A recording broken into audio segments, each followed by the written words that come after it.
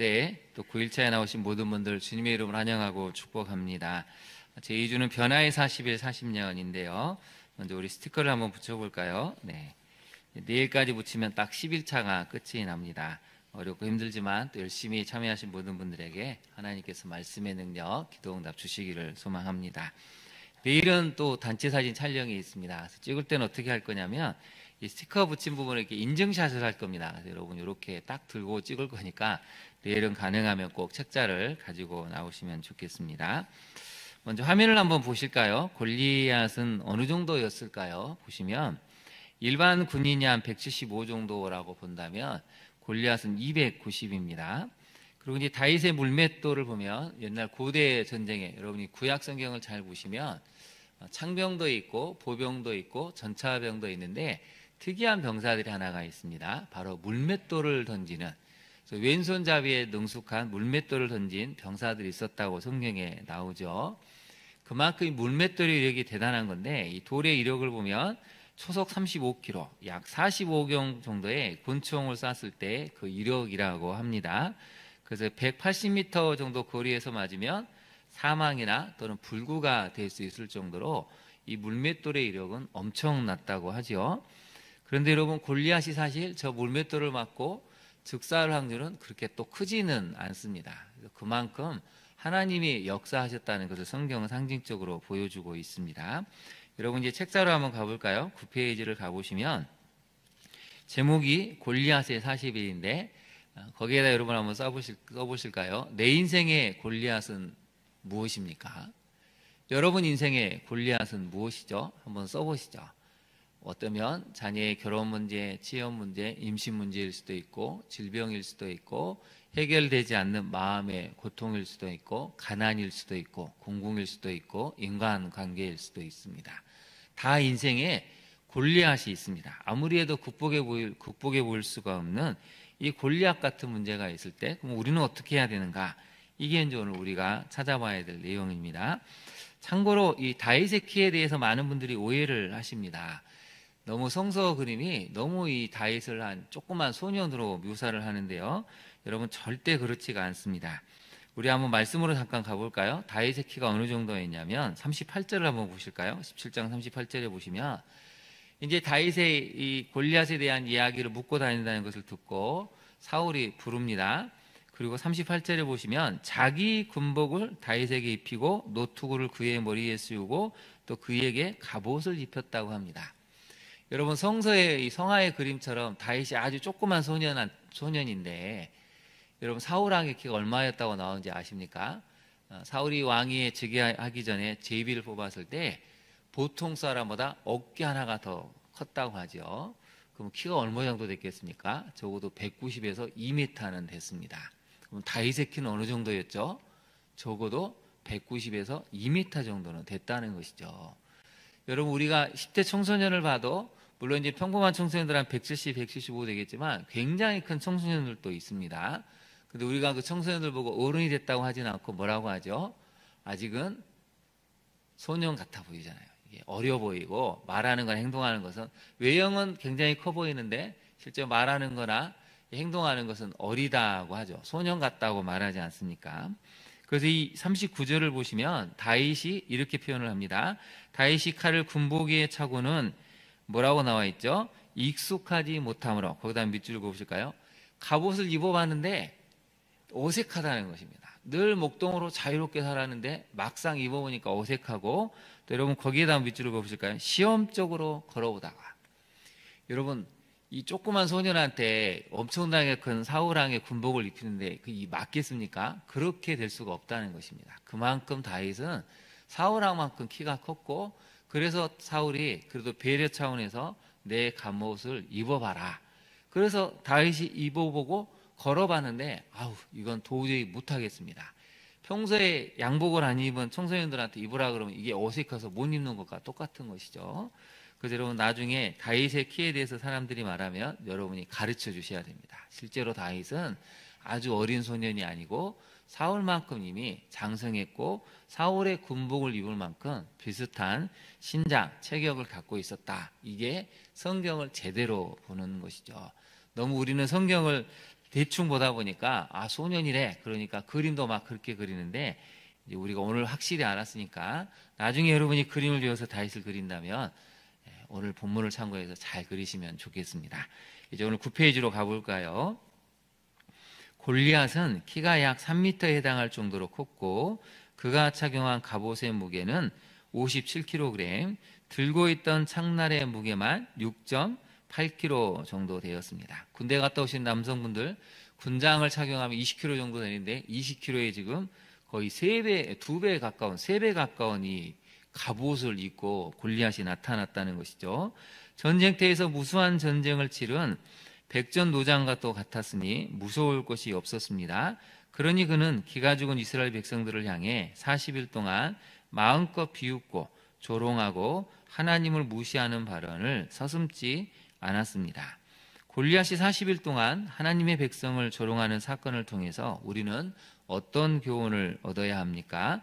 우리 첫째를 같이 한번 읽어볼까요? 믿음이 약해질 때 세상의 외형에 눌리게 됩니다. 이게 정말 진리이지 않습니까? 믿음이 강할 때는, 우리가 처음 예수님 믿을 때는 두려울 게 하나도 없는 것 같습니다. 근데 믿음이 점점 약해지면 외형에 눌리게 되죠. 자꾸 두려워집니다.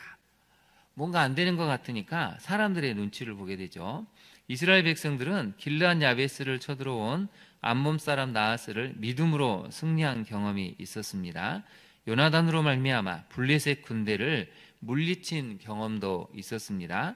그런데 골리앗을 보니까 이전에 보지 못했던 압도적인 외형과 무력으로 인해서 마음에 두려움과 공포감이 생겨 위축되고 말았습니다.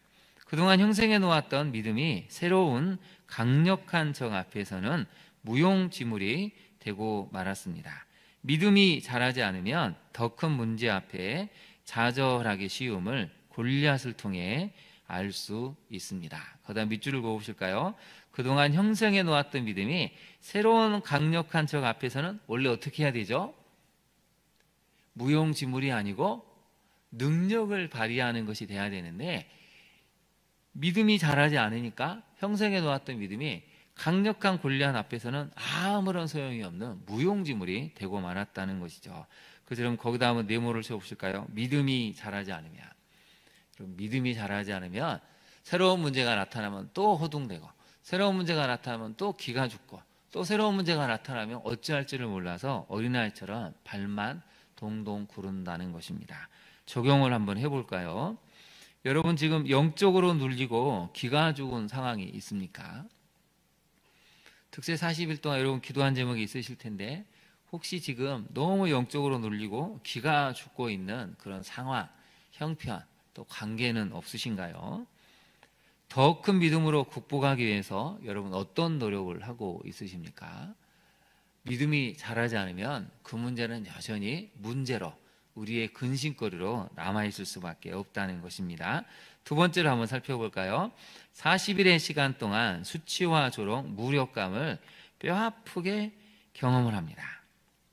여러분 하루도 아니고 3일도 아니고 10일도 아니고 40일을 겪어야 했습니다. 40일마다 골리앗이 나와서 소리를 지르고 조롱하고 무시를 합니다. 그래서 이 40일의 시간은 수치와 조롱, 무력감을 너무 뼈저리게 경험하는 시간이죠. 사울도 요나단도 이 상황에서는 속수무책입니다. 여러 가지 제약과 환경으로 골리앗과 대적할 수 없는 상황일 수도 있지만 40일 동안 골리앗의 조롱과 무시, 하나님을 대적하는 말을 들으면서도 어찌할 수 없어서 심한 무력감, 좌절, 영적 눌림과 집단 패배감을 경험합니다. 여러분 거기다 밑줄을 그어보실까요? 심한 무력감을, 좌절을, 영적 눌림을, 더 나아가서는 집단적으로 패배감을 느낀다는 것이죠. 이게 이제 문제가 되는 것입니다. 저 사람이 와서 조롱을 하는데 해볼 수 있는 것이 없습니다. 어떻게 할 줄을 모르니까 묵묵히 듣고는 있지만 그 안에 이런 감정들이 계속 이제 찾아오게 되면 견뎌낼 수가 없다는 것이죠. 하나님은 살아계심을 아는데 그 살아계심을 드러낼 수 있는 사람이 없다는 사실이 이스라엘 백성을 절망과 슬픔에 빠뜨립니다. 이스라엘 백성들도 알고 있죠. 하나님은 살아계심을 아는데 근데 증명해낼 길이 지금은 없다는 것이죠. 사울도 요나단도 나서지 못합니다. 만약 잘못되면, 만약 패배가 되면 어떻게 되죠?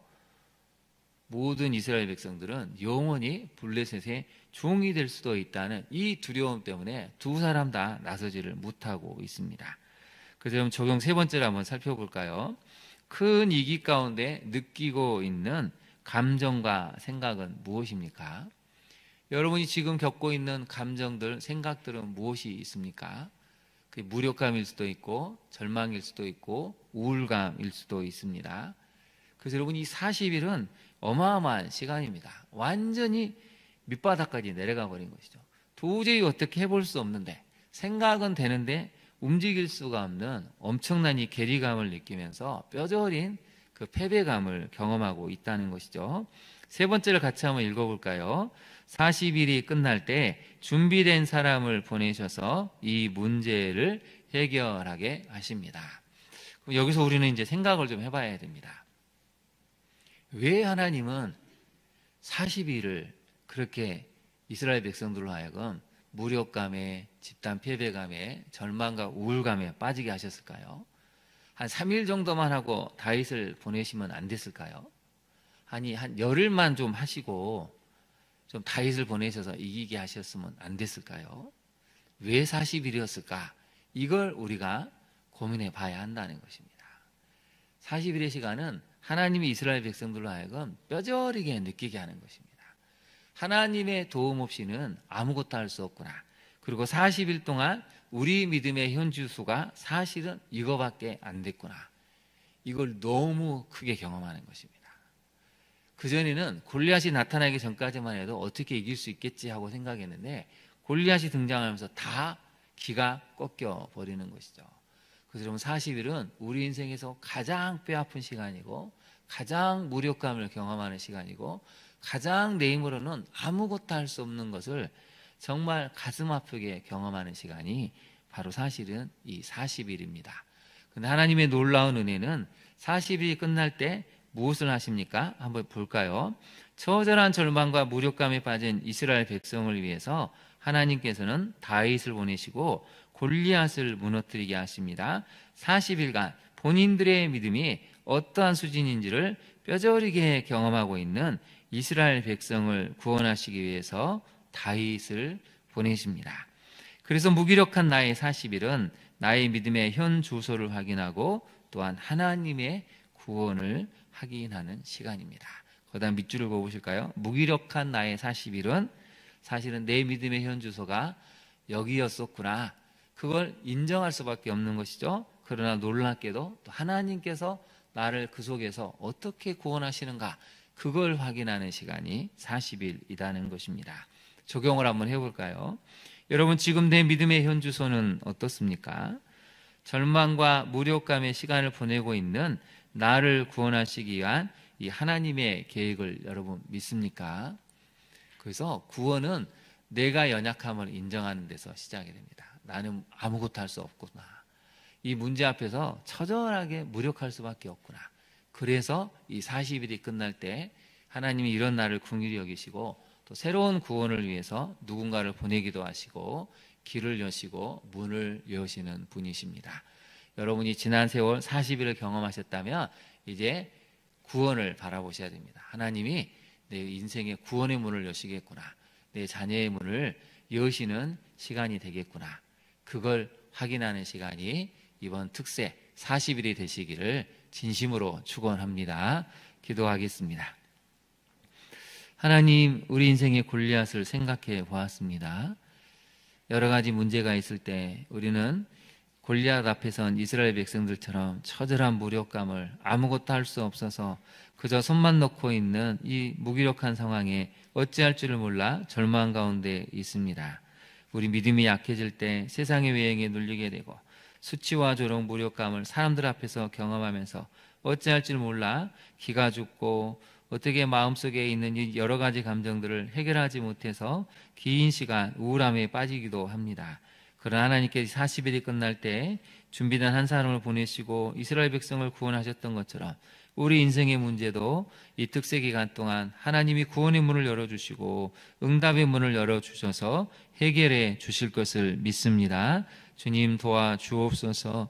우리 인생의 골리앗을 이겨낼 수 있도록 더 큰 믿음, 더 큰 은혜, 더 큰 권능을 허락하여 주옵소서. 그래서 40일이 끝났을 때는 우리 모두의 입술에 하나님이 주신 응답으로 간증이 있게 하시고 찬양이 있게 하시고 웃음이 넘쳐나는 시간이 될 수 있도록 주님 우리의 연약한 믿음 붙드시며 하나님의 큰 응답으로 우리의 인생에 큰 구원의 계획을 실행하여 주시옵소서. 그렇게 하실 하나님을 믿으며 예수님 이름으로 기도합니다. 아멘.